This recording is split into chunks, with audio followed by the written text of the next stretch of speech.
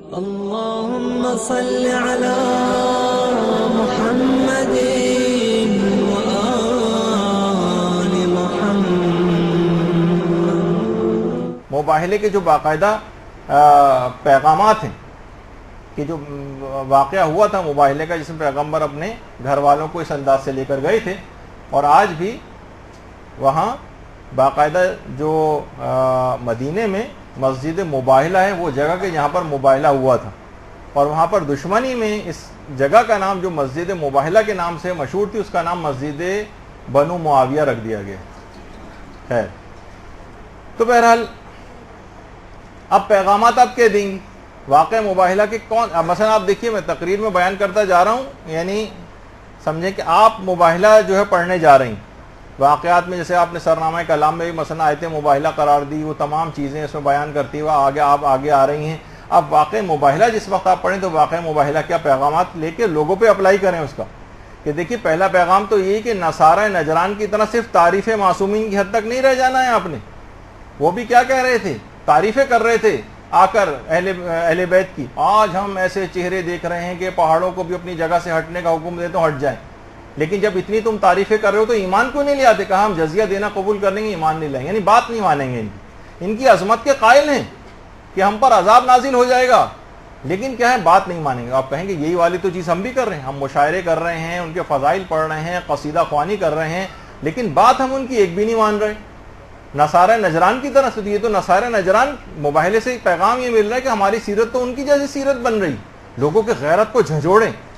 کہ یہ کیا کرنے جا رہے ہو۔ اس واقعے کے صرف یہ کہ صرف ان کی تعریف کر کے چلے جاؤ گے تو نصارہ نجران کی طرح سے تعریف کر کے چلے جاؤ گے۔ تمہیں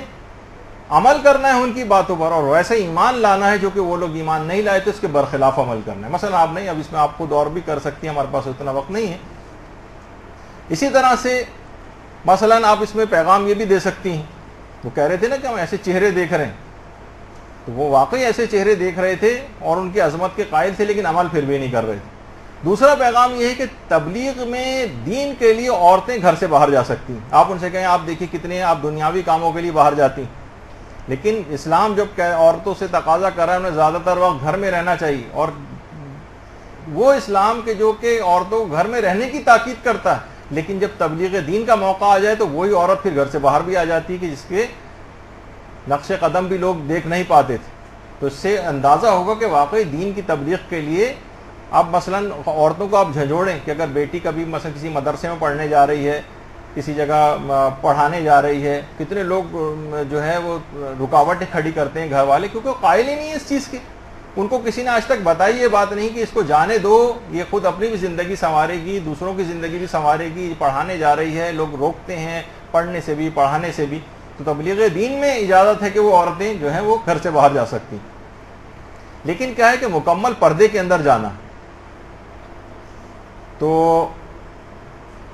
یہ سب چیزیں ان کو بتانی ہیں۔ یا اسی طریقے سے دیکھیے کہ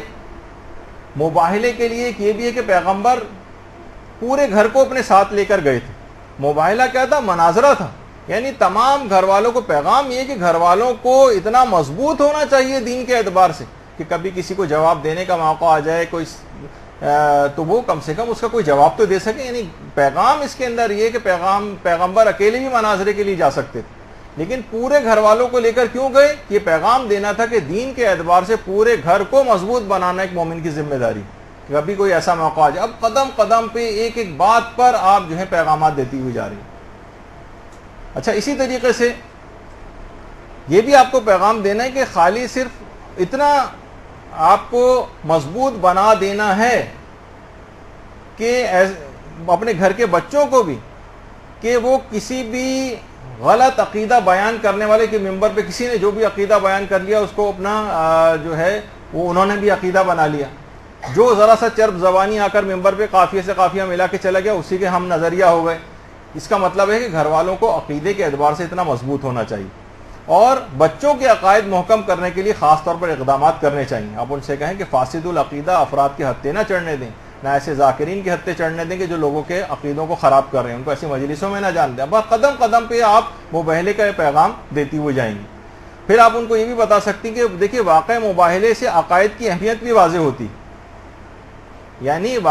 واقع مباہلہ پیغمبر کی نبوت کے اس بات کے لیے تھا نا، جو کہ عقائد میں سے ایک ہے۔ اس کا مطلب ہے کہ عقائد کی اہمیت کتنی زیادہ ہے،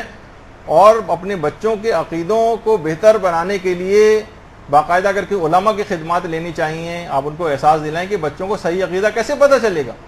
اسی طرح سے صحیح عقیدہ پتہ چلے گا کہ ان کو علماء حقہ کی عقائد کے سلسلے میں دلائل پڑھائے جائیں۔ خیر اس میں کتنی چیزیں بیان ہو سکتی ہیں، مثلا آپ آیت تطہیر بیان کر رہی ہیں اگر، اور اہل بیت کی طہارت کی باتیں بیان کر رہی ہیں، تو فقط اس تک نہ رہیں، بلکہ کہیں گے دیکھیے کہ اہل بیت کو پروردگار نے تمام نجاستوں سے دور کیا تھا، تمام خرابیوں سے دور کیا تھا، اور ہم انہی خرابیوں کے اندر پڑے ہوئے نظر آ رہے ہیں۔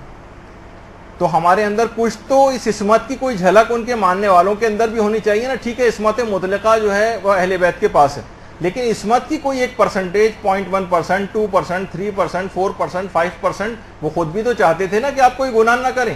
اور گناہ نہ کرنا ہی عصمت کی کوئی ایک ڈگری ہوتی۔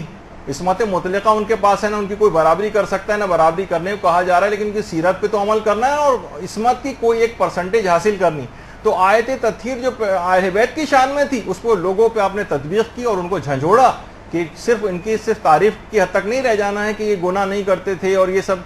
ان کی فضیلت اتنی زیادہ ہے، بلکہ اس آیت تطہیر سے آپ کے اندر یہ سبق آپ کو لینا ہے کہ آپ کو بھی کوئی گناہ نہیں کرنا، اس کی طرف ان کو لے کر جائیں۔ یا مثلا خیبر کا جو قلعہ، کتنا زیادہ خیبر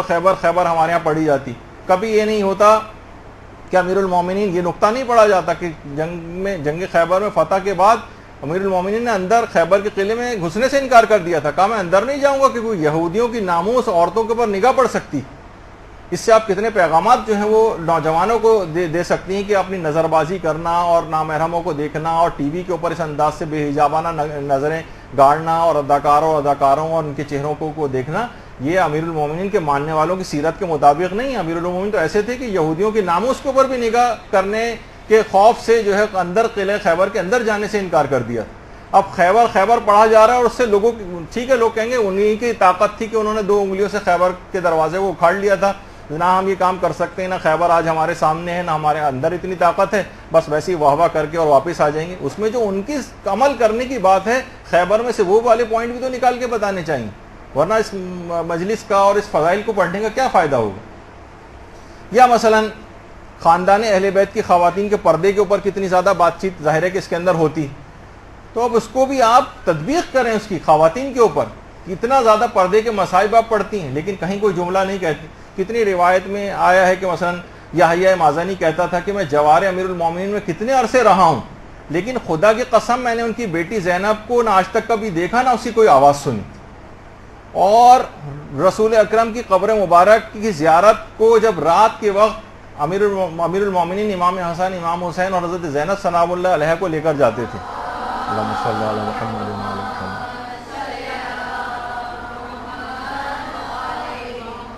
اس حد تک پردے کی محافظت کرتے تھے کہ حضرت زینب سلام اللہ علیہ کے دائیں اور بائیں امام حسن اور امام حسین ہوتے تھے، آگے امیر المومنین ہوتے تھے، اور شام اور رات ہونے کا انتظار کرتے تھے قبر کی زیارت کے لیے آنے پر۔ اور قبر کی زیارت پر آ کر بھی امیر المومنین کا ایک طریقہ تھا، ہمیشہ چراغ کی لو کو مدھم کر دیا کرتے تھے۔ امام حسن نے جب پوچھا کہ بابا یہ آپ چراغ کی لو کو کم کیوں کرتے ہیں، تو کہا کہ میں نہیں چاہتا کہ تمہاری بہن کے چہرے کو کوئی جو ہے وہ دیکھ لے۔ اب ایک چیز سے آپ لوگوں کو بتا سکتے ہیں اور آپ ان کو احساس دلائیں گے دیکھیے یہ زینب تھی، ان کے اوپر آپ رونے کے لیے آئی ہیں،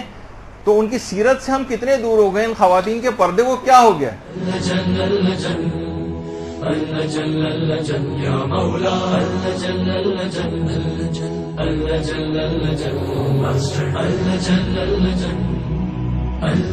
يا صاحب السماء